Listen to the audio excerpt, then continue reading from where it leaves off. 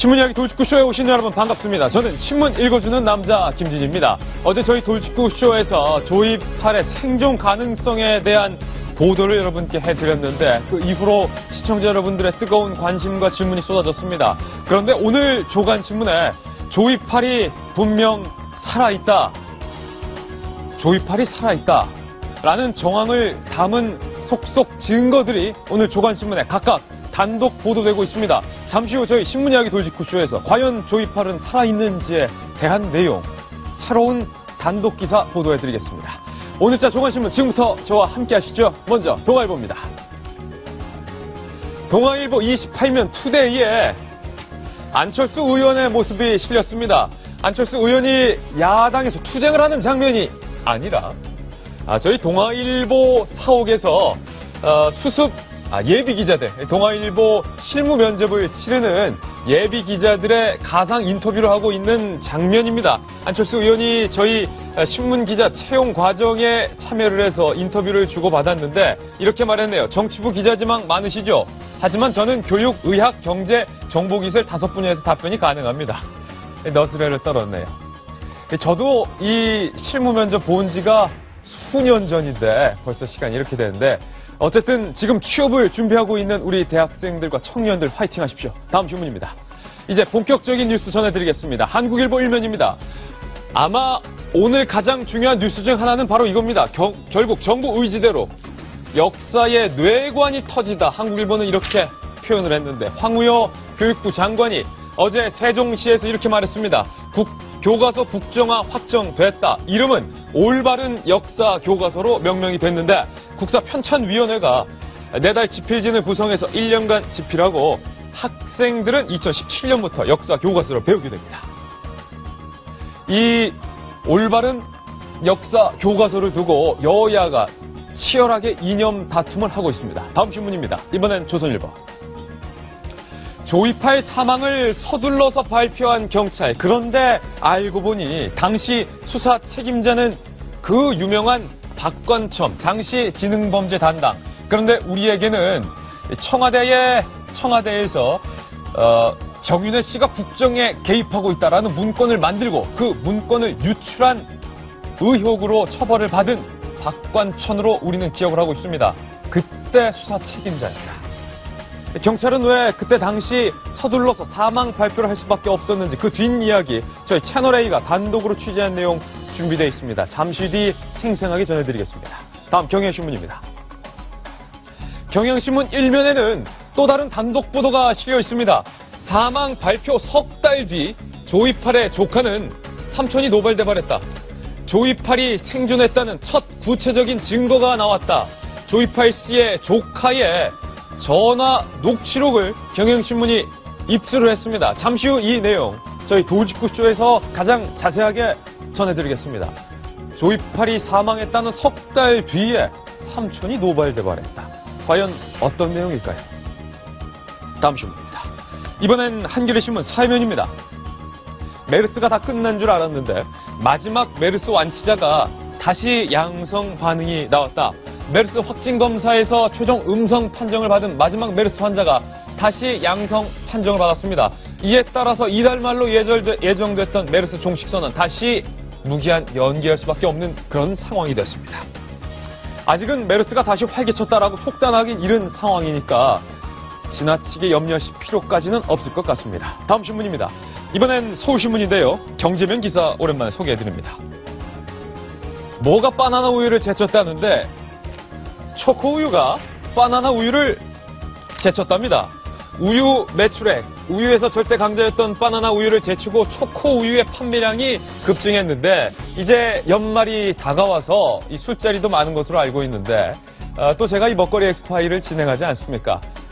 숙취 해소에 초코우유가 그렇게 효능이 있다라고 알려져 있으니까 그래서인지 초코우유의 판매량이 급감하고 있다는 경제기사가 눈에 띄네요. 다음 신문입니다. 이번엔 중앙일보입니다. 커피 좋아하시는 분들 많으실 겁니다. 그런데 아십니까? 블랙 커피를 즐기는 당신 가학적 성향이 있군요. 단맛을 좋아하는 사람은 친절하다는데 이게 연구 결과입니다. 영국 인디펜던트가 보도한 건데 오스트리아의 인스부르크대의 크리스티나 사지오글로 이름 기네요. 교수 연구팀이 1000명의 남녀 실험자를 대상으로 분석한 결과 블랙커피를 즐기는 사람은 가학적인 성격이 있다. 뭐 이런 연구 결과를 내놨다고 합니다. 믿는 사람은 뭐 믿는 대로, 안 믿는 사람은 안 믿는 대로인 연구 결과일 것 같습니다. 오늘 저희 신문이야기 돌직구쇼 다양한 이슈 준비되어 있는데 그중에서도 조이팔이 생존해있다라는 첫 증거가 나왔다는 사실에 저희는 주목해보겠습니다. 돌직구쇼는 오늘도 여러분을 위한 쇼입니다.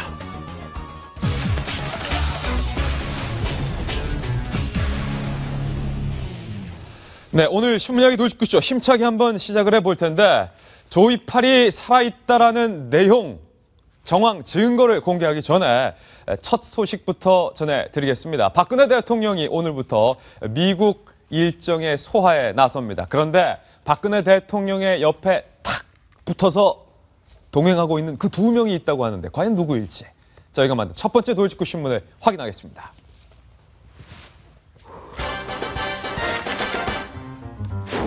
그 유명한 친박의 핵심 중의 핵심, 대통령을 누나라 부르는 윤상현 정무특보, 그리고 숨겨진 친박으로 불리는 김재원 정무특보, 이 두 명이 박근혜 대통령의 방미에 동행을 했는데 현직 국회의원이 방미, 대통령 미국 방문에 동행하는 것은 굉장히 이례적인 일이라고 합니다. 동아일보 논설위원이신 정성희 위원님, 안 그래도 친박 중에 친박이다라는 칭송을 받고 있는 대통령의 동생 윤석열 의원과 김재원 정무특보 두 명이 대통령의 방미에 동행한 까닭은 무엇일까요? 한 달 전에 청와대가 콕 찍어서 같이 네. 가자고 얘기를 했는데 너 같이 가 네, 이렇게 거절할 까닭이 없죠. 예. 사실 대통령 전용기 특별기를 타고 워싱턴을 방문하는 것은 뭐 그 의원은 개인으로서 굉장히 영광이고요. 네.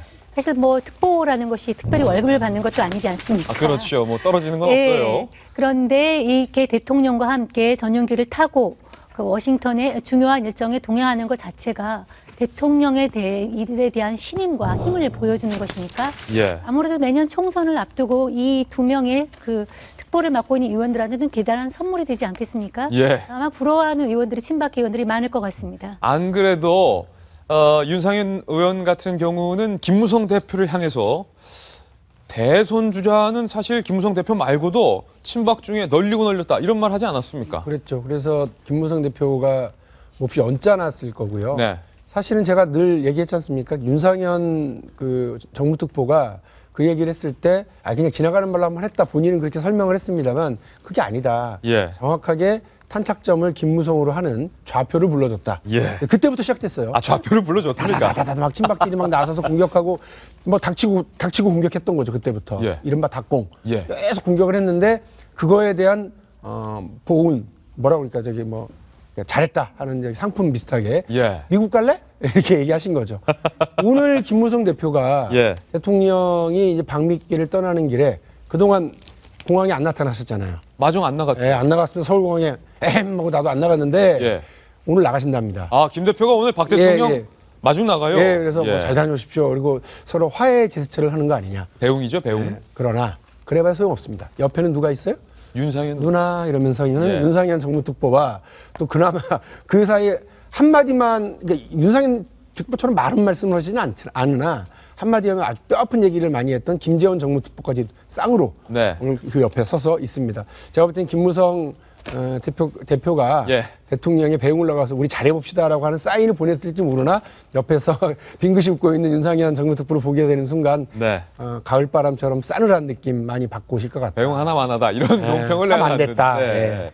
여당 쪽에 물어보겠습니다. 안녕한 전 의원님, 네. 김무성 대표가 확실히 박 대통령 배웅을 나간다는 건 그래도 김 대표가 이제 청와대와 여당 잘해보자라는 사인도 숨겨져 있는 것 같은데 방금 박용진 전 대변인 말한 것처럼 옆에 정무특보 두 명 있으면 있으나 마나다, 배웅 나가나 마나다. 어떻습니까? 국회의원들이 대통령 그 해외 순방에 가끔 따라갑니다. 예. 가끔 이제 청와대에서 뭐 지정을 하죠. 보통은 그 해당 뭐 상임위와 관련 일이 있거나 또는 이제 국회의원 친선협회가 있습니다. 뭐 예를 들어서 뭐 모로코를 간다면 한 모로코 친선협회 의원을 데리고 간다든지 뭐 그런 경우가 있어요. 예. 근데 이번 이제 정무특보라고 지금 이 기사는 보니까 조선일보밖에 안 나온 것 같아요. 다른 데서 나온 것 같지는 않고요. 그래서 뭐 확인이 된 이야기니까 기사를 썼겠죠. 뭐 정무특보 두 명을 데리고 간다는 것은 정치적 의미는 있다고 봅니다. 예. 사실 지금 국회가 정기국회 또 예산 국회가 있는데 국회의원들이 자리 뜨기 쉽지가 않습니다. 그런데 이제 간다는 것은 뭐 어찌됐든지 간에 언론이나 또 세간에서는 정치적 의미를 가지고 볼 수밖에 없는 상황이 된 것 같고요. 특히 정무특보가 벌써 3명이었습니다. 예. 그런데 주호영 정무특보가 그만두면서 국회직을 맡으면서 이제 그만두고 2명이 남았는데 두 분 모두 어찌됐든 대통령이 측근들이고 그래서 이제 어찌됐든 언론에서 주시해서 볼 수밖에 없는 미국 가서 그 동선을 예. 이제 동선이 중요합니다. 동선을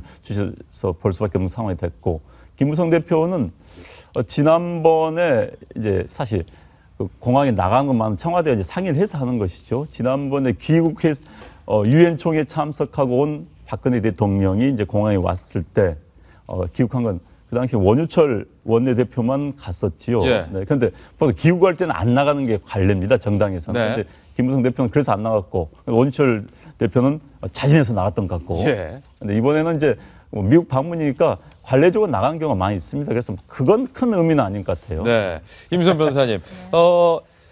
박용진 대변인은 김무성 대표가 나간다는 건 큰 의미다. 안용환 전 의원은 김 대표가 나가는 건 큰 의미가 아니다. 서로 이렇게 하고 있는데 뭐가 맞아요? 큰 의미가 아니라면 왜 그때는 안 나가셨는지. 큰 의미가 아니라면 왜 그때 안 나가냐? 할 때도 있고 안 나갈 때도 있고. 그때 달라요. 네. 오늘 뭐 미인 대회 나가세요? 김민준 변호사님? 그리고 오늘 사자머리 좀 했어요. 으르렁, 으르렁. 네. 어쨌든. 네, 어쨌든. 근데 저는 김무성 대표와 박근혜 대통령의 사이를 보면은 오늘 김무성 대표실에서 싫어할 것 같은데 네. 그렇게 김무성 대표님이 약간 좀 짠해요. 짝사랑 같다? 짝사랑보다는 약간 집안의 사랑을 덜 받는 장녀 느낌? 뭔가 계속 일을 거요. 필요할 때마다 엄마한테 용돈도 제일 많이 드려요. 예. 편찮으시면 입원비도 뭐하니 엄마 아픈데 그럼 입원비도 갖다 드려요. 네. 그런데 엄마의 사랑은 항상 둘째 아들한테 가 있어요. 그런데 필요할 땐 다시 또 장녀를 찾아요. 장남을. 장녀 네, 장녀 장녀를. 있어요. 엄마와 장녀의 관계 그런 관계 있어요. 필요할 땐 장녀 찾다가 그 다음에는 사랑은 차남에게 주고 이 집은 차남 거다. 그래도 우리 둘째 거지 아들 거지 하는 엄마 있어요. 그런 느낌이 자꾸 들더라고요. 그렇군요. 어쨌든 김무성 대표가 이제 박근혜 대통령의 공항에 배웅을 가고 또 그 옆에는 윤상현, 김재원 두 특보가 동행을 하고 있으니 뭐 여당 내의 당분간의 이 새 싸움은 줄어들 것 같다는 생각도 듭니다. 첫 소식 전해드렸고요. 이번에는 여의도 국회를 뜨겁게 달구고 있는 이념 전쟁으로 물들이고 있는 그 이슈에 대해서 전해드리겠습니다. 다음 돌직구 신문입니다.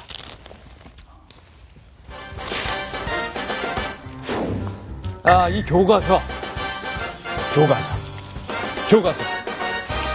청와대와 여당 그리고 교육부에서는 이것은 바른 교과서다, 올바른 교과서다 이렇게 말하고 있고 야당에서는 무슨 소리냐, 이건 유신 교과서다, 박정 교과서다, 급기야 아베 교과서다 이런 말까지 지금 나오고 있습니다. 박용진 전 대변인, 예. 국민 통합 올바른 교과서가 맞습니까? 유신, 박정, 아베 교과서가 맞는 겁니까? 왜 이렇게 명명이 다릅니까?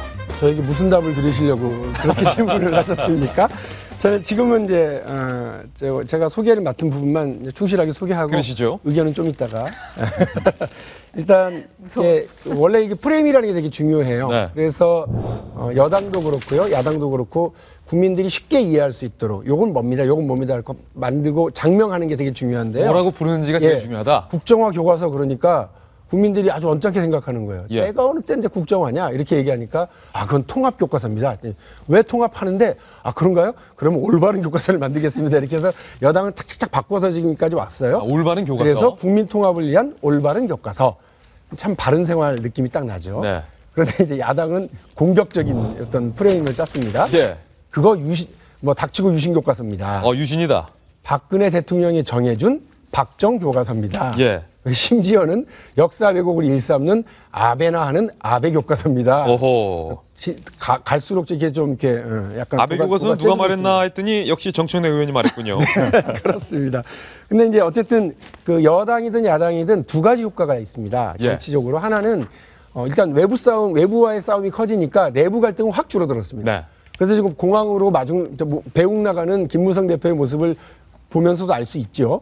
또 마찬가지입니다. 제가 오늘 들고 있는 이 사진 한 컷 예. 보시면 이제 뭐냐면 어제 국회에서 있었던 이제 야당의 규탄 결의대회입니다. 문재인 대표도 있고 이정걸 원내대표, 주승용 최고위원, 예. 유승희 최고위원, 예. 뭐다 있네요. 정청래 의원. 예, 그리고 저 뒤에 살짝 김한길 대표. 흰머리. 있습니다. 예. 그러니까 요즘 뭐 비주류 결집시키는데 바쁘실 텐데, 또 저기도 참석하시고, 저길 보면 야당의 주류 비주류 없다. 친노비는 없다. 한 컷에 다 담겨져 있거든요. 집안 싸움 다 끝났다 이거죠. 예, 그렇습니다. 접어두자. 그것을 양쪽이 다 일종의 양쪽이 지도부가 다 누리고 있는 거죠. 그러네요. 예. 그런 측면에서 여야가 똘똘 뭉쳐서 진영 싸움, 예. 내년 총선까지 끌고 가도 우리가 절대 불리할 거 없다라고 하는 논리가 양쪽 다 있는 것 같아요. 예. 그런데 제가 볼 때는 야당은 약간 걱정되는 건 있습니다. 제가 야당 소속이기 때문에 그런데요.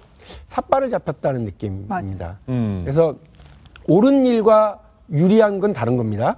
그래서 야당 의원들 전체는 이건 옳은 일이다. 국정교과서로 가면 안 된다라고 하는 건 옳습니다. 그렇게 생각하는 건 맞는데 그렇다고 해서 이것이 우리한테 유리한 이슈냐라고 해서는 좀 다른 문제인 것 같아요. 그래서 오히려 대통령이 지난 대통령 선거 때 박근혜 대통령 진영에서 NLL 문제 탁 들고 나와가지고요. 거기 와 몰려가는 바람에 야당이 훨씬 유리하고 잘할 수 있었던 경제민주화 복지가 싹 사라져버리고 예. 유신이냐 친노냐 이렇게 붙어버렸거든요. 그래서 되게 불리한 구도를 만들었었는데 이번에도 똑같은 거다.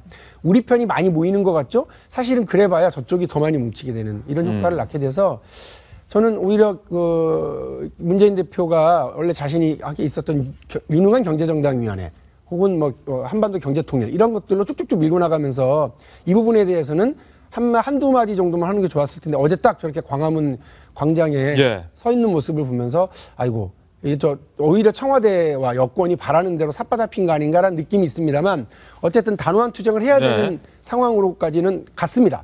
그래서 일단 좀 이따 제가 관련된 의견은 다른 패널분들 말씀 듣고 다시 드리도록 하겠습니다. 안희원 전 의원님, 교육부와 여권에서는 이름을 부르기를 이것은 올바른 교과서다. 마치 저희 먹거리 엑스파일에 착한 식당을 떠올리는 듯한 올바른 교과서란 이름을 붙였는데 올바른 교과서 맞습니까? 그러니까 이제 네이밍을 가지고 고민을 많이 한 것 같아요. 네. 처음에는 이제 국정교과서니까 좀 거부감이 크다. 그래서 이제 통합교과서다 했더니 아니 지금 현재 8종 8개의 교과서를 한때 뭉쳐서 만든 거냐. 그건 아니지 않느냐. 그래서 교육부에서 반대를 했다고 그럽니다. 그래서 이제 고민 끝에 올바른 교과서. 저는 이제 저 표현도 사실 전 개인적으로 마음에 들지 않습니다. 예. 어느 표현에 가치 판단이 든 형용사를 선점한다는 것은 전 바람직하지 않다고 봐요. 예. 사실 올바른이라는 거 누가 올바르고 누가 합니까? 아니, 박원순 시장이 만들었던 아름다운 가게 누가 아름답다고 그럽니까? 자기만 아름다운 거지. 그렇습니까? 그 마찬가지예요. 예. 그 형용사는 과도하게 독점화해서 안 된 겁니다. 그런데 우리 사회가 형용사의 독점 효과가 너무나 강해요. 지금. 네. 독점할 누가 올바르고 누가 정의 누가 합니까? 그래서 저는 저 표현은 적절하지 않고 차라리 개인적으로는 통합교과서. 난 이게 좀 물론 8개의 통합에 교과 통합한다는 의미가 아닌 의미의 통합교과서라는 표현이 좋을 것 같은데 그런데 야당의 이름은 더 심해요. 유신, 박정, 아베. 아니 교과서에 쓰지도 않았는데 벌써 유신이라고 하고 유신이 들어갈지 알지 어떻게 알고 예. 친인이 들어갈지 알지 어떻게 합니까? 미리 지레 겁을 먹은 건지 미리 이제 네이밍의 효과죠. 정치의 핵심은 낙인 찍기입니다. 그래서 야당이 낙인 찍기를 굉장히 잘하는데 아무튼 아베 교과서로 낙인을 딱 찍으면서 친일이라는 지금 교과서에 쓰지도 않았어요. 예. 빌진도 구성도 안 됐습니다. 그런데 이건 아베 교과서다. 유신을 박정희를 미화한 교과서를 한다는 것 자체는 사실 과도한 거죠. 난센스죠. 그래서 이제 물론 저도 이제 뒤에 이 국정교과서 논란은 많은 매스컴에서 논란해 왔습니다. 그냥 지금 이제 이름만 가지고 이야기하겠지만은 양측도 제가 보기에는 올바른 교과서도 네이밍에선 적절하지 않다. 네. 그다음에 유신, 박정, 아베는 더더욱이나 더 적절하지 않다. 이런 생각이 듭니다. 아니 아베 교과서 아까 말씀드렸는데 누가 이런 아베 교과서 얘기를 했나 하고 자세히 봤더니 역시 정청래 최고위원이 국정교과서는 아베 교과서다. 일본 군국주의 시대 안에 발행하던 국정교과서를 내놓고 아베 정권을 향해 사과하라고 어떻게 말하겠느냐. 다소 앞뒤가 좀 맞지는 않습니다만. 저는 지금 이 부분에 네. 대해서는 우리 안영원 전 의원의 의견에 동의하는데요. 예. 사실 이 내용을 보면은 교과서가 나와 있는 줄 아마 국민들이 착각하실 거예요. 네. 물론 이제 여야가 정치권이 네이밍, 소위 말해서 프레임을 가지고서 싸움하는 거는 이해할 수 있습니다. 그렇지만은 그 내용도 실체도 없는 것인데 이름을 덮어 씌워가지고서 이념 전쟁으로 몰고 가는 것은 정말 바람직하지 않다. 않고요. 음. 그거를 똑똑한 눈으로 판가름할 수 있는 것은 정말 국민입니다. 네. 국민들이 그 어떤 실체가 없는 걸 가지고 이름을 덧붙여서 정치권들이 자기 진영으로 끌어올리는 진영 논리에 이렇게 휘갈리지 않는 휩쓸리지 않는 국민들의 똑똑한 그런 것이 필요한 것 같고요. 네. 지금 말한 대로 올바른 교과서, 저는 얼른 생각에 뉴라이트가 좀 떠오르거든요. 뉴라이트가 알다시피 신보수의 어떤 개념이기 때문에 그것도 아까 네이밍에서 적절하지 않고 더더욱이나 유신이나 박정은 더 적절하지 않고요. 그야말로 저는 그냥 국정. 근데 이제 국정은 나라가 정한 거 아닙니까? 나라가 정한 것이 대한민국이 정한 거고 어저께 황우여 장관이 얘기했지만 헌법적 가치와 이런 걸 담아서 만드는 것이니까 저는 우리 대한민국이 그 정도 여야의 여야에서 극단에 있는 사람을 빼고 중간에서 굉장히 어떤 권위 있고 예. 사계의 권위자들로 어떤 균형 있는 교과서를 만든다고 하니까 그거를 좀 기다려보면서 그 상황이 진행되는 걸 좀 봐야 될 것 같습니다. 네. 이 아베 교과서 이름을 정청래 의원이 이제 이름을 지었다라고 하잖아요. 네. 이제 워낙에 무리수를 많이 두시잖아요. 무리수를 많이 둔다. 이제 여기에 대해서 정청래 의원을 아끼시는 분의 변호에 따르면은 예. 그분이 지역구가 어딥니까? 어딥니까? 마포을이잖아요. 예. 경쟁자가 누구였습니까? 강용석 강용석 변호사잖아요. 강용석 변호사다. 예. 인지도를 높이기 위해서 조금 무리수를 그단 두다 보니까 거기까지 간 거다. 이해해달라라는 식으로도 그렇게 하니까 또 이해가 되네요. 네. 예. 라는 이야기도 있던데요. 그 양쪽의 이름은 정말 최악이네요. 최악이다, 둘 다. 올바른 국정교과서. 저는 모든 가치는 지켜야 할 몇 가지의 가치가 있는데 저는 더 다양한 의견을 수용할 수 있는 사회가 훨씬 더 올바르다고 생각합니다. 네. 어떻게 국정이 올바를 수가 있죠? 음. 어떻게 국정을 올바르다고 스스로 포장할 수가 있죠? 저는 그거는 다른 게 아니라 틀린 거라고 생각합니다. 예. 왜냐하면 올바른 교과서라고 하여 하나만의 의견을 옳다고 말하고 이리하여 다른 거를 틀린 걸로 만들어버리는 사회를 만들기 때문에 그 이름이 틀린 거라고 저는 생각합니다. 한편 야당의 그러면 당론은 참 한심합니다. 한심하다. 딱 박용진 대변인이 정확한 얘기를 해줬어요. NLL 얘기처럼. 왜 같이 끌려 들어가요? 이념 전쟁에 왜 같이 끌려 들어가요? 야당이 삽바 잡힌 거다. 그러면 불리한 건 야당이에요. 숫자가 예. 지금 여당 쪽 보수파의 사람이 훨씬 많습니다. 거기에 들어가 갖고는 이 국정화 교과서가 얼마나 후진적이고 위험한지 미래를 보고 얘기해야 되는데 계속 뒤만 보고 얘기해요. 너네 유신 옹호하려고 했지, 박근혜 옹호하려고 했지, 박정희 대통령 옹호하려고 했지. 우리가 그 꼴은 못 봐. 우리 박정희 싫거든. 이념 전쟁을 부추긴다, 야당이. 부추기고 있어요. 예. 박정희 우리 싫어. 그러니까 유신은 틀린 거고 따라서 지금의 좌파 교과서는 옳은 거야. 그렇게 말하면은 대부분의 훨씬 숫자가 많은 보수파들은 그래? 그 이념 정쟁이야? 그럼 우리 이쪽으로 붙을래. 다 돼버리죠. 미래를 보고 얘기해야죠. 국정교과서가 얼마나 위험한 일인지에 대해서. 왜 우리가 검증 시스템을 해결하지 못하고 잘 갖고 있는 검정 시스템을 해결하지 못한 채 수학여행에서 사고 났다고 수학여행을 없애버리는 이런 후진적인 조치를 취하는 것인지 거기에 대해서 이야기를 못하고 지금 뭐 하는 건가 참 답답해요. 박용진 전 대변인, 예. 그러면 이렇게 묻겠습니다. 네. 아직 만들어지지 않은 교육부가 추진하겠다고 밝힌 이 교과서가 유신 교과서, 박정 교과서, 아베 교과서입니까? 아직 모르는 거예요. 근데 그 부분 합리적으로 보려면 그건 아직 모르는 일입니다. 근데 그렇게 될 가능성도 적지 않죠. 근데 저는 국정교과서, 역사교과서로 공부를 한 사람이고요. 옆에 계신 선배님도 그렇고 우리 임 변호사도 마찬가지이실 거예요. 그런데 사실은 편향된 국정교과서 때문에요. 대학 들어가니까 책 2권 읽고 나서 확 사회에 대한 인식이 바뀌어버렸어요. 그렇죠. 그러니까 저는 뭐 학생운동을 한 것에 대해서 전혀 후회를 하지 않습니다만 너무 단순하게 책 몇 권 읽고 내가 빨리 판단을 했구나라고 하는 생각은 있습니다. 근데 국정교과서가 아닌 다양한 그 인식과 관점을 배웠더라면 훨씬 더 견고하게 서로 비판과 토론을 하면서 대학교 1, 2학년을 지나지 않았을까. 한두 권 읽어보고 훅 넘어가진 않았을 텐데라는 느낌은 있습니다. 예. 암살이라는 영화가 1000만을 넘었습니다. 암살. 거기에 나오는 김원봉은 독립투사입니까? 테러리스트입니까? 독립투사지요. 독립투사죠. 그런데 우리는 아무도 몰랐습니다. 우리 교과에서는 그 사람을 가르치지 않았어요. 이 영화 때문에 사람들이 나타났습니다. 대학 들어가서 김원봉이라는 사람을 저는 알았고 이미 한 20년 넘게 그분을 알고 있습니다만 우리 교과에서는 아이들한테 가르치지 않았습니다. 그게 적절한 거냐. 예. 오히려 그 국정교과서로 가면 김원봉은 다시는 실리지 않을 겁니다. 저는 정부가 한다지만 결국은 사람이 할 거예요. 그리고 그 사람이 보수적인 분도 있고 진보적인 분도 있을 겁니다. 하나의 사건을 가지고도요. 어제 있었던 사건도 각 신문이 다 관점이 다릅니다. 3.1 운동을 관련해서도 대한민국에 수천 개의 논문이 존재하는 나라입니다. 그런데 그것을 하나의 관점으로만 보려고 그러면 안 된다. 그건 불가능하다고 봅니다.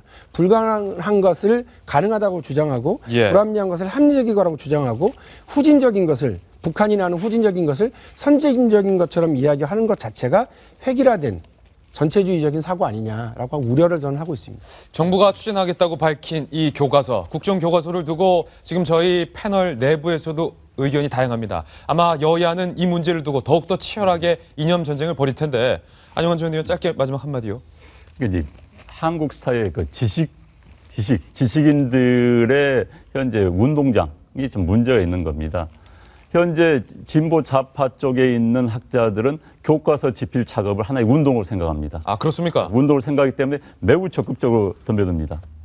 그런데 보수 쪽의 지식인 역사학자들은 교과서 집필 자체를 자기의 본업이 아닌 과외로 한다고 생각할 때 굉장히 꺼리고 있습니다. 그러다 보니까 집필진에서 차이가 생기는 거예요. 그러다 보니까는 운동을 생각하는 치열하게 집필진 덤벼든 사람들과 아닌 사람들, 그래서 집필 차이가 생기는 거고, 그 다음에 또 하나는 이제 보수 쪽 성향의 교과서 하나 나오면은 네. 이른바 진보 좌파에서 그 교과 채택한 학교에 대해서 집중찰로 먹여버립니다. 그래서 그것 자체가 진보의 지식인 사회에서의 독재가 돼버리는 거죠. 예. 그래서 그 기울어진 운동장을 좀 조정을 해보겠다, 그런 작업으로 봅니다. 저는 이 국정교과서를 한번 해보고 국정교과서를 만드는 과정에서 정말 진보학자든 보수학자든지 한번 허심탄회하게 이야기를 해보면 저는 충분히 합의를 할 수 있는, 충분히 논의할 수 있는 부분이 생길 수 있다. 사실 친일 이런 부분, 지금 이제 여기 제가 교과서의 20평양, 박정희 사진 1장, DJ 사진 4장, 김일성 사진 3장이라고 지금 중앙일보가 뽑았습니다. 자,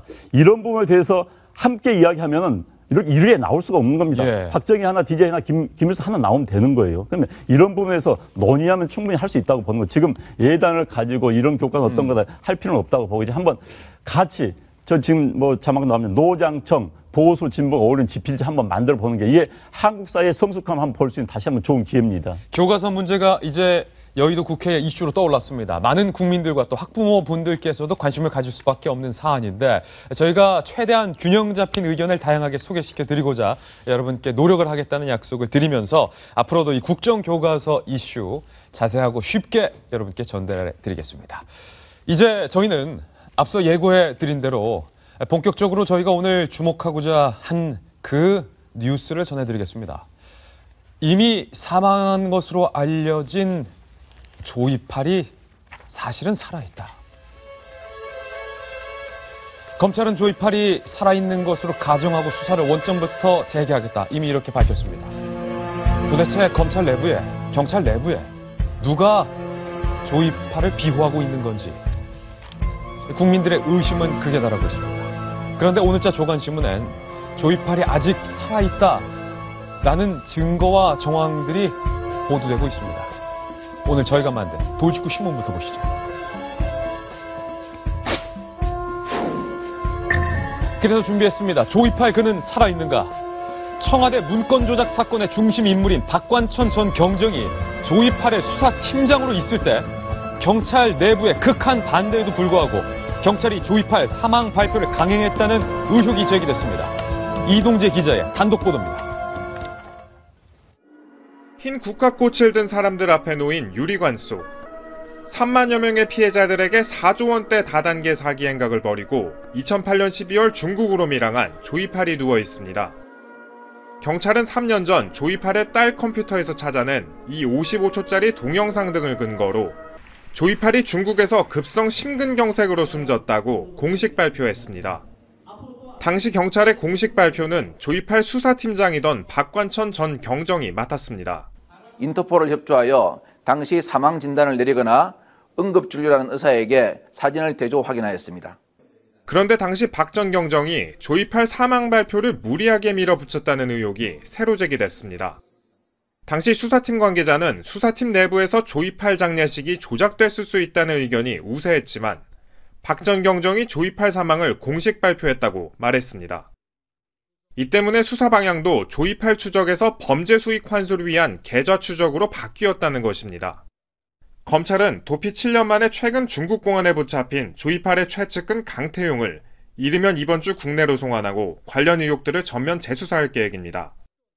한편 조이팔 사망을 공식 발표했던 박관천 경정은 지난해 말 청와대 문건 유출 사건에 연루된 데 이어 룸살롱 업주에게서 금괴 등 억대 금품을 받은 혐의로 기소돼 재판을 받고 있습니다.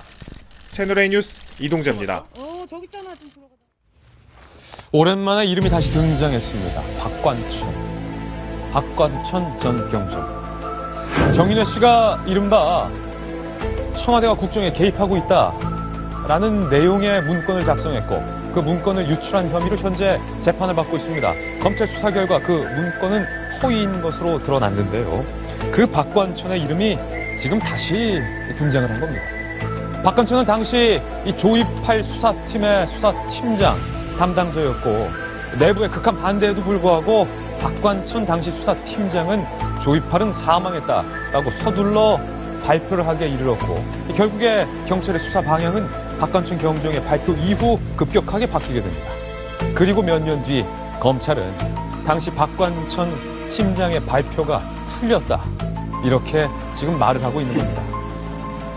경찰 내부의 조이팔 라인, 어쩌면 경찰 내부의 조이팔 라인이 새롭게 드러나고 있는 것일 수도 있다라는 분석 또한 나오고 있습니다. 그래서 오늘 저희 돌직구쇼에서는 과연 경찰은 왜 그때 당시 조이팔은 사망했다라는 성급한 결론을 내린 것인지에 대한 내용, 그리고 조이팔이 분명히 살아있다라는 의혹을 제기하고 있는 첫 증거를 자세히 보도해드리겠습니다.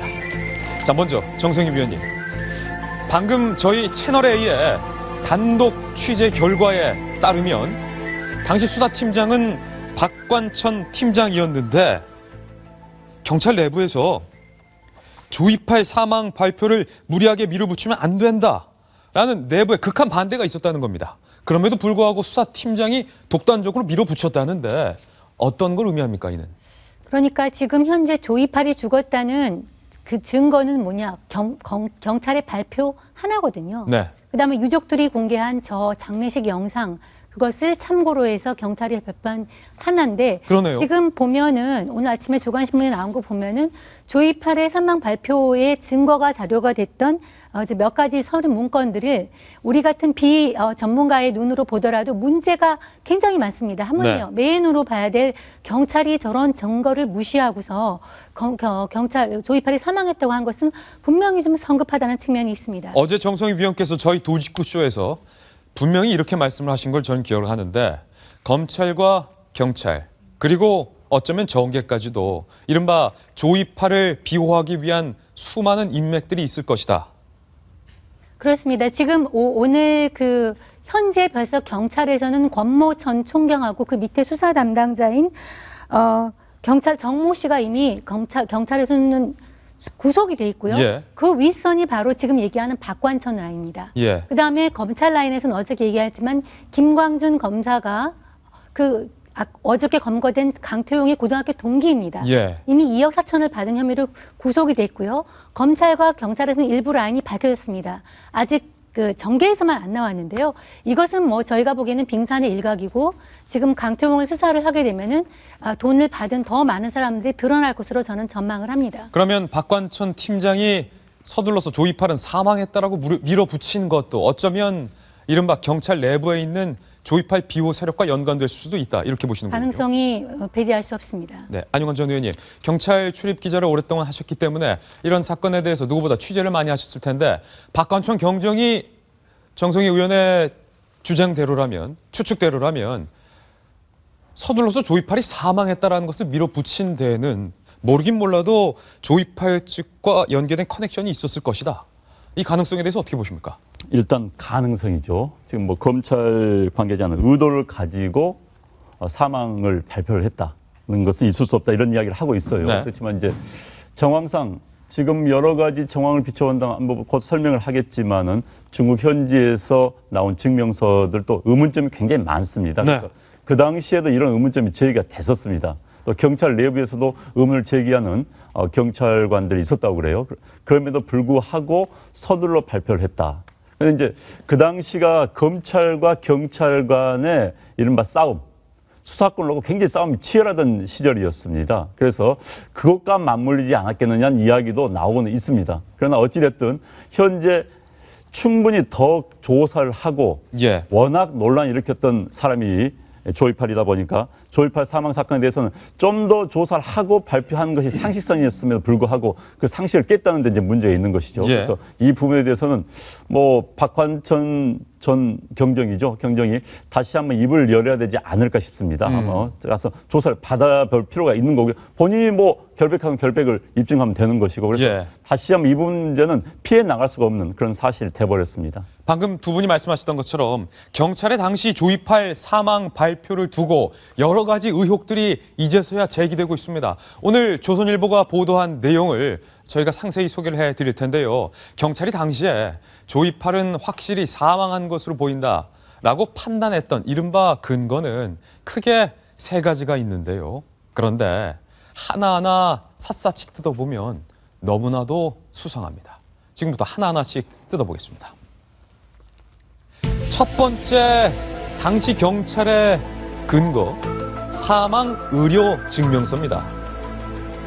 물론 이 사망 의료 증명서는 중국에서 발부돼서 한국 경찰로 날라온 건데 자세히 보시면요. 중국의 현지 의료기관 직위는 찍혀 있지만 이른바 병원 도장은 찍혀 있는데요. 사망한 것이 맞다라고 공식적으로 확인을 해줘야 할 공안, 우리로 따지면 경찰이겠죠. 경찰의 직인이 찍혀 있지 않았습니다.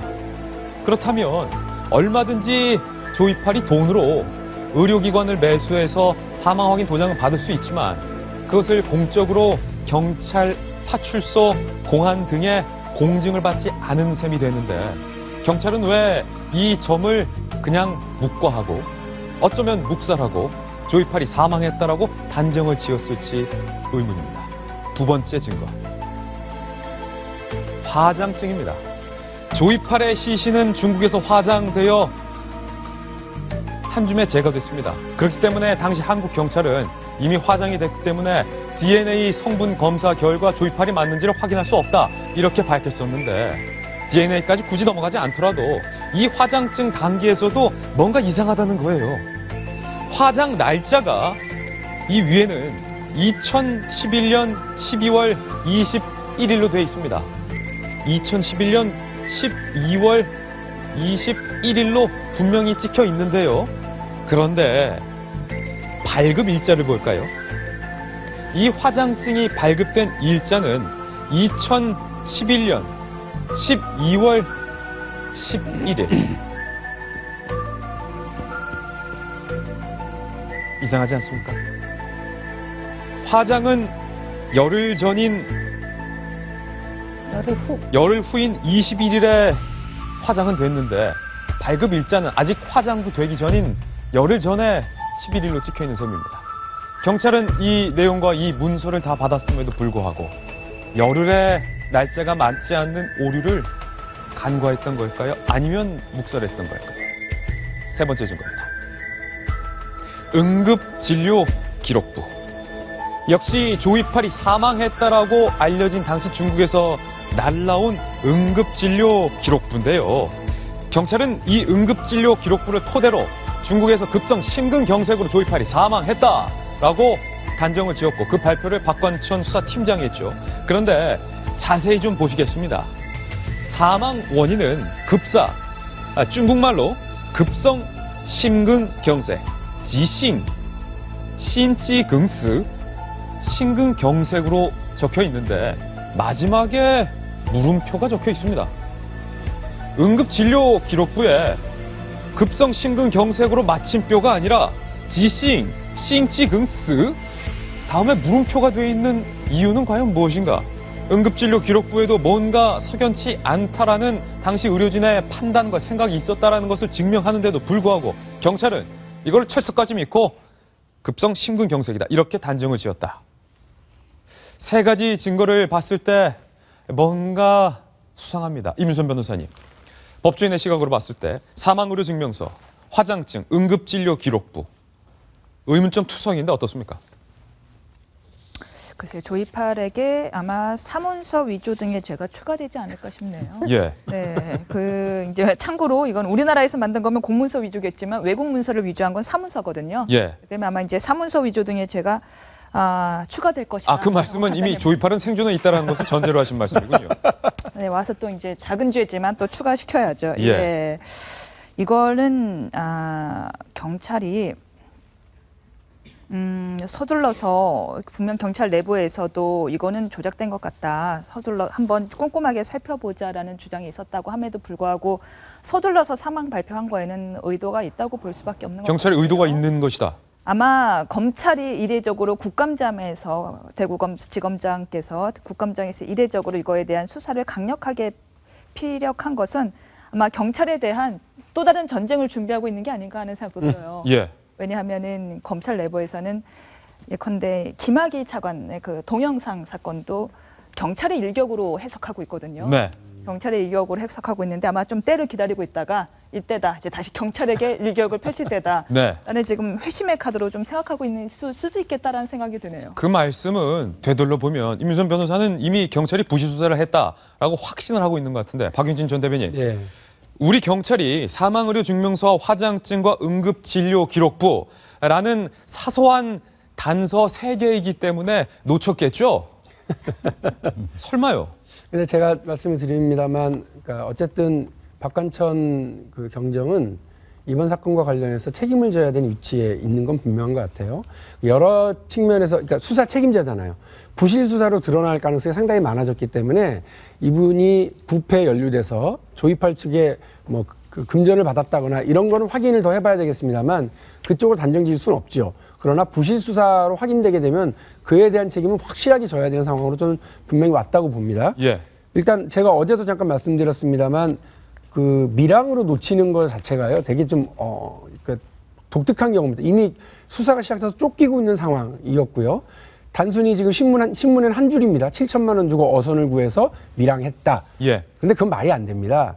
그럼 국제 조직이 개입돼야 되는 거거든요. 밀항이라고 예. 하는 건. 그러니까 중국 쪽에서 나와서 공해상에서 사람을 인도 받아서 들어가서 비밀리에 잠입시키고 거기 신분증 만들고 이게 다 국제 조직이 관련이 되는 건데 그만 수사 중에 쫓기고 있는 사람들이 그런 것을 준비해서 가는데 아무런 공권력의 개입이 없었다. 글쎄요. 일단 퀘스천 마크 하나 있고요. 예. 두 번째로 2008년 12월에 중국으로 밀항을 했는데 2012년 12월에 이제 사망한 걸로서 좀 확인을 하는 거예요. 그러니까 몇 년 사이에 급격하게 건강이 안 좋아졌다라고 하는 건데 잡힌 강태용이 어디서 잡혔느냐? 빈민가에 정말 숨어서 막 떼꾸정물 같은 데 있었던 게 아니라 초호화 고급 아파트. 아, 그렇습니까? 엄청나게 좋은 최고급 아파트 초고층에서 살다가 딱 덮쳐가지고 잡은 거예요. 예. 그러니까 우리 쪽 수사기관에서 정보를 제공해서 공안이 협조하에 4일 만에 잡았다는 거죠. 그런데 그런 걸 보면 강태용만 잘 살았겠느냐. 예. 거기 가서도 정말 좋은 환경에서 좋은 거 먹고 건강 체크 잘해가면서 살았을 텐데 느닷없는 그 급성 심근경색 그럼 우리나라에 있을 때에도 여러 진료 기록부가 있었을 텐데 그걸 찬찬히 잘 보고 네. 사망이 사실인지 아니면 조작인지를 점검해 봤어야 되는 거 아니냐 그 생각이 들고요. 그다음에 그 제일 재밌는 게 그런 거죠. 동영상이죠. 아까 말씀하신 것처럼 왜 장례식장 장면을 찍어서 그것을 딸이 자기 컴퓨터에 잘 보관해 놓고 마치 경찰이 그걸 뒤져서 가져가기라도 기다렸다는 듯이 그랬나. 이게 다 어색한 일이거든요. 장례식장에서 딸이 그걸 왜 찍고 있어요. 아빠 돌아가셔서 슬퍼서 울어야지. 여튼 여러 가지가 어색한데 서둘러서 부실 수사 결과를 덮었다라고 예. 하는 것으로밖에 보이지 않는 것은 분명합니다. 아니, 이 얘기 좀 해볼게요. 안영천 의원님, 네. 팩트만 따져보자고요. 기자잖아요. 저도 기자잖아요. 네, 네. 보세요. 경찰이 사망으로 증명서에 경찰 도장 안 찍힌 것, 첫째. 둘째, 화장증에 화장도 되지 않았는데 열을 앞서서 화장됐다라고 확정 돌자가 도장이 찍힌 것. 그리고 중국의 의료진조차 이거 심근경색으로 봐야 돼 물음표까지 찍었던 것. 일단 굉장히 어설픕니다. 만든 것 자체가. 예. 첫째, 사실 중국에서 돈만 주면은 가짜 도장 얼마든지 만들 수 있습니다. 그런데 안 찍고 했다는 건 뭔가 굉장히 아마추어적으로 했다는 것. 그 다음에 정상적인 절차에는 도장 반드시 찍지요.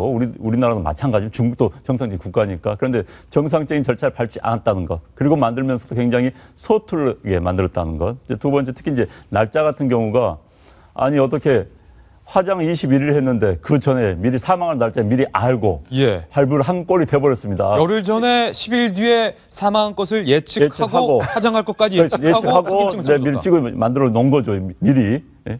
참 있을 수 없는 일. 정말 믿을 수 없는 이제 그런 증명서가 나왔습니다. 제가 아는 경찰과 안용환 전 의원이 아는 경찰은 이 정도 오류투성이 문건을 그렇지요. 지나칠 경찰입니까? 기본적으로 대한민국 경찰 정말 대한민국 경찰은 수사력이 뛰어난 경찰입니다. 예. 전 세계에서 살인사건 같은 검거율이 굉장히 높은 경찰이 대한민국 경찰 수준인데 저걸 뭐 아마추어들이 본다 하더라도 문제점이 있다. 그래서 이 부분에 대해서는 중국 공안에게 협조 요청을 해서 다시 한번 확인해 볼 필요가 당연히 있습니다. 특히 뭐 공안에 도장이 찍혀야 되는데 안 찍혔다면 해당 지역 병원이 나와 있지 않습니까? 예. 그 병원이 있는 그 지역의 경찰에 확인만 하면 간단히 풀릴 문제입니다. 그런 네. 확인 절차 좀 안 했다는 거예요. 그래서 경찰이 숨겼든 안 숨겼든 모르겠습니다만 기본적으로 수사를 제대로 못했다. 수사를 완벽히 못했다는 것은 지적을 받을 수밖에 없는 상황입니다. 이 증거에서 그치지 않고 오늘 경향신문 일면에는요. 조이팔이 사망했다는 시점에서 무려 석 달 뒤에 이 조이팔의 조카가 조이팔의 측근과 전화 통화를 했다라는 녹취록 내용이 고스란히 공개가 되고 있는데 경향신문은 이렇게 제목을 뽑았습니다. 조이팔이 생존했다는 설에 첫 번째 구체적인 증거가 나왔다. 경향신문도 조이팔은 살아있다 이렇게 보고 있는 겁니다. 경향신문이 취재했던 사망 발표 석 달 뒤 조카의 통화 내역을 지금 바로 공개하겠습니다. 함께 보시죠. 기억지로 표시되어 있는 조이팔 조카는 전화해서 이렇게 말합니다. 자세히 보실까요? 근데요, 그 누구 씨가요, 중국 공안부에 수사 협조 요청을 했다고 하는데, 아니 우리 측 변호사가 일을 한다 하는 게 아니라 하면서 삼촌이 조이팔 씨가 그래서 막 성을 내시더라고요. 이 대화 내용은 조이팔이 사망한 석 달 뒤에 전화 내용입니다. 그러니까 조이팔의 측근은 이렇게 봤습니다. 아, 그거는 내가 봤을 때는 야, 이게 잘못 전달된 거 아니가? 우리 측 변호사가 어지간해가지고 자기도 판단이 있는데 설마 그 검찰 관계자가 중국에 협조했겠나? 그러니까 조카는 다시 이렇게 말합니다. 아니 우리 측 변호사가 중국에서 만났을 때 분명히 일을 본다고 그래가지고 삼촌이 그 돈을 좀 보내줬는 갑더라고요. 아 그래? 삼촌이 돈 또 줬어? 그러니까 조카는 또 이렇게 말합니다. 나도 자세한 건 모르겠는데 얘 삼촌이 그런 식으로 이야기를 하시더라고 얘. 그러면 검찰 관계자 누구누구가 우에 중국 공안부에 직접 협조 요청을 하겠습니까? 우리 변호사가 일을 봤으면 그럴 리 없지 않겠습니까? 녹취록은 여기서 끝나지 않습니다. 그래서 삼촌이 조이팔이 노발 대발인 거라 얘. 그러면 또 다른 검찰 이름 나옵니다. 누구누구 놈들 저거 전부 다 일한다 했는 것들이 벌써부터 내 잡으려고, 여기서 내는 조이팔이죠. 날 잡으려고 누구누구들 내 죽일라고 작정했는 거 아이가. 여기서부터는 다시 조카 얘기입니다. 지금 삼촌은 그래 생각을 할 수밖에 없지. 지금 삼촌은 그래 생각할 수밖에 없지. 전 검찰 중간 간부 이름이 나옵니다. 누구누구 씨도 있다면서요. 삼촌이 이놈들 돈만 뜯어가고 거짓말만 하고 하면서 이번에 막 성을 억수로 내시더라고요. 이번에 사망한 지 석 달 뒤에 성을 억수로 내시더라고요. 그러니까 조이팔의 측근은 이렇게 말합니다. 아, 그 검찰 중간 간부 누구누구 씨는 금요일에 우리가 만나기로 돼 있다. 연락을 외부에서 일체 받지를 안 해버리더라고. 지 신변에 문제도 있을 수 있고 그래도 우리랑 그 검찰 간부랑 형님 아우하고 지냈던 놈이 그런 의리 없는 놈은 아니다. 조이팔 측근은 오히려 그 검찰 간부를 굳건하게 믿고 있습니다. 내 아우 아이가 우리가 남이가 뭐 이세입니다. 그러니까 조이팔의 조카가 다시 말합니다. 삼촌은 우리 측 누구 변호사만 믿고 누구 변호사가 한국에 들어올 길이 있다. 한 5년만 해주면 들어온다. 이번에 지나고 정권 지나고 나면 7년까지. 야, 7년 안에 5년 안에 끝난다. 7년도 안 걸린다. 5년 안에 끝난다. 이렇게 말했어요. 그런 말까지 했다 하더라고요. 동아일보 논설위원이신 정승희 위원님. 하나하나 좀 살펴볼 텐데요. 첫 번째 통화 녹취록을 좀 다시 한번 보면요. 이건 제가 지어낸 게 아니라 경향신문이 이 조카의 녹취록을 입수한 내용인데 보세요. 검찰의 중간 간부가 중국 공안부에 수사 협조 요청을 했다 하는데 삼촌이 엄청 돈을 줬다. 어떻게 그 중간 간부가 우리한테 이럴 수 있냐라고 분개하고 화를 낸다. 라는데 일단 지금 이 녹취록은 조카가 녹음한 것입니다. 이 지금 조카가 녹음해서 사기 피해자들 모임에 통해서 전달이 됐는데 그 사기 피해자 모임을 통해서 지금 검찰이 입수한 내용이고요. 그런데 지금 검찰 중간 간부라고 돼 있는데 우리가 지난번에 구속된 김광준 검사는 사실 고위 간부거든요. 예. 김광준 검사가 아닌 그 아래에 있는 어떤 급에서 했던 얘기인데 그 아래에 있는 검찰 수사관도 이미 한 명이 구속이 됐습니다. 그 사람을 얘기하는 것인지 또 다른 사람이 있는 것인지는 모르겠지만 예. 이 내용을 보면은 분명한 것은 그 조이팔이 사망했다는 2011년 12월 이후에 2012년 3, 4월에 녹음 걸로 비춰봤을 때 조이팔이랑 삼촌인 조이팔과 최근에 연락을 한 사람의 그 발언이라고는 쉽게 짐작을 할 수 있고요. 왜 이 조카가 이거를 녹음했느냐? 뭔가 그 조이팔이 삼촌이 돈을 많이 줬는데 예. 주변에서 협조가 안 되고 있는 것 같다가 조이팔 측근들한테 추궁하기 위해서 지금 녹음한 정황이거든요. 그러면 이렇게 묻겠습니다. 정성희 위원님, 이 통화가 이루어진 시점에서 석 달 전에 사망했던 조이팔이 사망한 후 석 달 후에 성을 낼 수 있습니까? 이번에라는 말을 보면은 최근에 통화한 걸로 통화를 한 걸로 비춰집니다. 여기까지는 아마 이 녹취록이 맞다면은 최소한 이때까지는 조이팔이 살아있던 것은 틀림없어 보입니다. 그러면 임윤선 변호사님, 두 번째 녹취록에서 검찰 간부 이름이 등장을 하면서 조이팔 조카는 이렇게 말합니다. 이놈들 돈만 뜯어가고 거짓말만 하고 하면서 석 달 전에 사망했어야 할 삼촌 조이팔이 막 성을 억수로 내시더라고요. 예. 둘 중에 하나죠. 첫 번째, 만약에 정말 이 녹음 파일이 2012년 2월쯤 녹음된 것으로 안다라고 제보자가 전했다는데 그 말이 거짓이거나 그 말이 거짓일 가능성도 있어요. 조이팔이 2011년 2012년 아니요 2011년 12월 11일 혹은 12월 22일 사망했으니까요.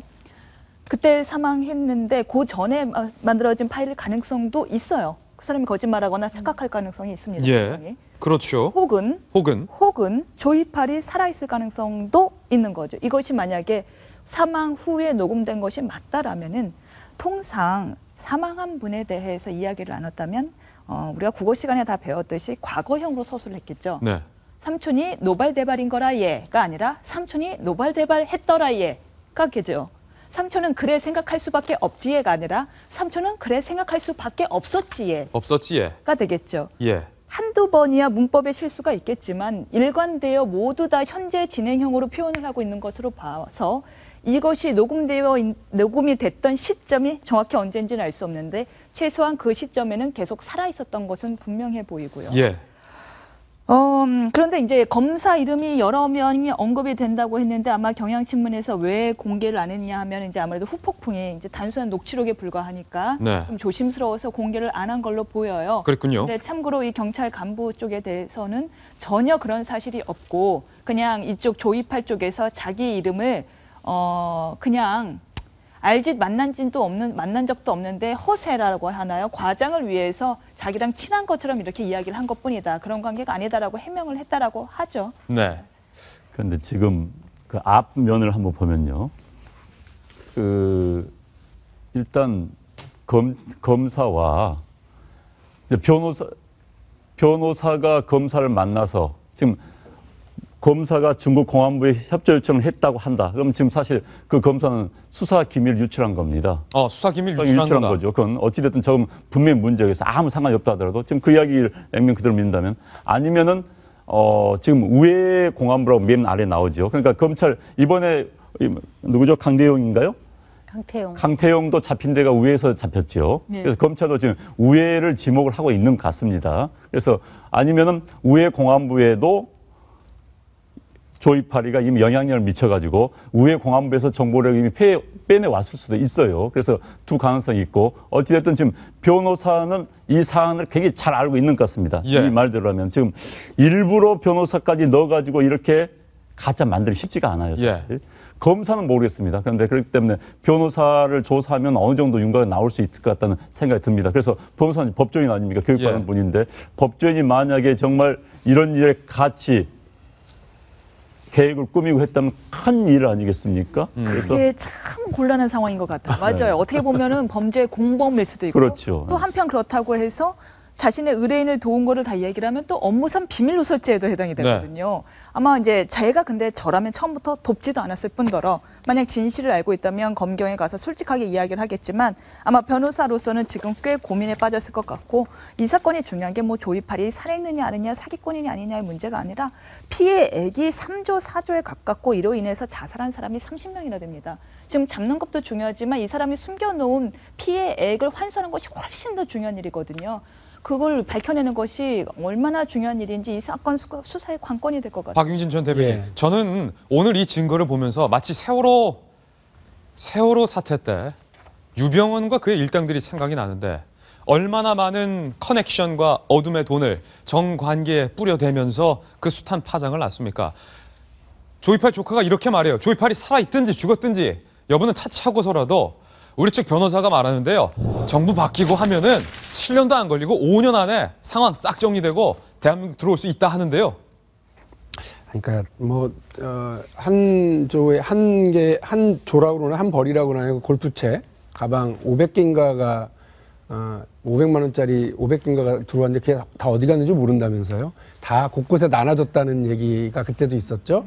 그러니까 말씀하신 것처럼 세월호 때 그 유병원을 두고도 워낙 수사를 엉뚱하게 하다 보니까 살았네 죽었네 얘기가 있어요. 예. 지금 보면 조이팔과 관련된 수사는 여러 가지 측면에서 의심하고 부실 수사를 의심할 수밖에 없는 정황들이 나타나고 안영환 전 대변인이 지적하신 것처럼 변호사와 검사, 수사기관 그리고 주변에 여러 힘 있는 기관들이 다 연관되어서 조이팔과 그 측근들의 돈을 받고 편의를 봐주고 혹은 수사를 무마해 주려고 노력하는 정황은 계속 지금 드러나고 있거든요. 예. 저 정도면 제가 아까 의심했었던 것처럼 밀항하는 그 과정에서도 충분히 여러 관계기관의 도움을 받거나 무기나에 진행됐을 수 있고 또 그 과정에서도 여러 수사 정보들을 유출시켜가면서 조이팔의 편의를 봐줬을 가능성이 상당히 지금 농후한 거예요. 주말에 강태용을 국내로 잡아 들어온다고 하거든요. 그래서 지금 검찰이 단단히 좀 벼르고 있나 봐요. 특별수사팀 구성하고 여기에 대해서 여러 의혹 한 점 남지 않게 하겠다고 그러는데 대한민국 경찰의 부실한 측면을 이번에 봤다고 그런다면 대한민국 검찰의 실력을 한번 지켜봐야 될 것 같습니다. 네, 저희 돌직구쇼에서는 조이팔이 분명히 살아있다 혹은 죽어있다 어떠한 단정도 짓지 않겠습니다. 결론은 여러분께 열어놓겠습니다. 자, 저희가 준비한 다음 돌직구 신문 확인하시죠. 롯데 택시기사 파격 지원. 이거 이부진에게 영감을 받은 것 아니냐라는 그런 얘기까지 지금 나오고 있는데요. 자, 이문선 변호사님. 서울 롯데호텔 앞에서 70대 중반의 모범 택시기사가 실수로 이 값비싼 외제차 포르쉐. 네. 호모. 딱딱딱 들이받아서 수리비가 한 5억 원 정도 나왔다는데 네. 4억 원, 5억 원 이거 큰 돈인데 이거 돈 롯데호텔 측이 내기로 했다면서요? 이게 소공동 롯데호텔 여기잖아요. 예. 여기에 이제 왜 이제 항상 택시들이 대기하고 있다가 손님들이 오면 이렇게 들어오잖아요. 그런데 이제 입구에 이 주차장이 정식 주차장에 세워놓은 게 아니라 발레 파킹을 하느냐고 입구 쪽에 가까운 곳에 또 고급차들은 입구 쪽에 가까운 곳에 발레 파킹을 해놓잖아요. 네. 왜냐면 이제 또 이렇게 VIP들이 차 발레 파킹 오래 기다리면 안 되거든요. 내 차 갖고 와라 했는데 아이고 뭐 지하 3층에서 갖고 이러면 화내거든요. 화내죠. 그러니까 바로 앞에 주차를 해놔요. 그래서 주차를 해놓은 차가 하필이면 막 다 2억, 3억 하는 뭐 이름만 들어도 환상적인 슈퍼카 포르쉐 911, 예. 포르쉐 파나메라, 에쿠스 리무진 이런 차들이었는데 글쎄 70대 모범 택시 기사가 들어오다 그 차를 다 박은 거예요. 아, 연세가 많으시군요.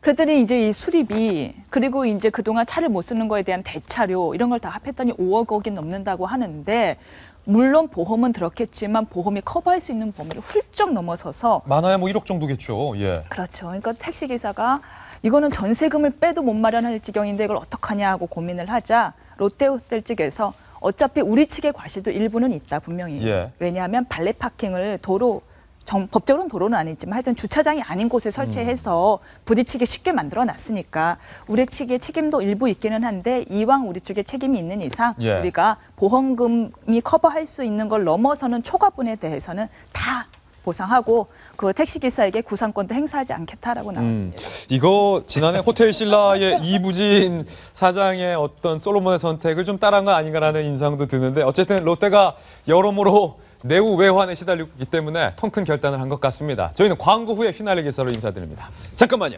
네, 너무 심각한 얘기만 오늘 많이 전해드리는 것 같아서 오늘의 휘날리 기사만큼은 따뜻한 기사 준비했습니다. 바로 이 기사입니다. 최근 급식 비리 사태로 전 국민에게 충격을 알려줬던 충암고 사태가 있었죠. 그래서 충암 엄마들, 충암고의 학부모들이 주먹밥 800개를 만들어서요. 새벽부터 등교길에 나섰습니다. 아이들의 급식 비리를 몰랐던 것이 너무 미안하다라고 엄마들이 뭉쳐서 주먹밥 800개를 이 새벽부터 만들어서 등교하는 충암고 학생들에게 지금 막 만들었어. 따뜻해. 주먹밥 먹고 화이팅. 교문 기둥 앞에는 사랑해 그리고 미안해 충암 엄마들 이거 먹고 힘내자 충암 엄마들이란 메시지까지 적어뒀다고 합니다. 정성희 위원님 엄마들이 조금 미안했나 봐요. 많이 미안하죠. 많이 미안해야죠. 새벽에 아침일이 학생들이 아마 아침 못 먹고 등교하는 때 그동안의 미안한 마음을 담아서 정성스럽게 아마 밤샜을 겁니다. 예. 그래서 만들어서 갖다 줬는데요. 저렇게 이례적인 것도 중요하지만 비리가 근본적으로 발생하지 않게 감시하는 것도 중요할 것 같습니다. 맞습니다. 제가 늘 말씀드리지 않습니까? 애들 먹거리로 장난치는 어른들이 세상에서 제일 치사한 어른들입니다. 우리 최소한 치사한 어른은 되지 맙시다. 오늘 저희가 준비한 소식 다 전해드렸습니다. 저희는 내일 아침 9시에 더욱더 풍성한 뉴스 들고 인사드리겠습니다. 오늘 하루는 분명 어제보다 더 나을 겁니다. 좋은 하루 되십시오. 고맙습니다. 어머니 아버지께 할 일이 많다면 찾아가지도 못해. 에이, 잠시만 멈춰 돌아보면 놓친 것들이 너무 넘쳐.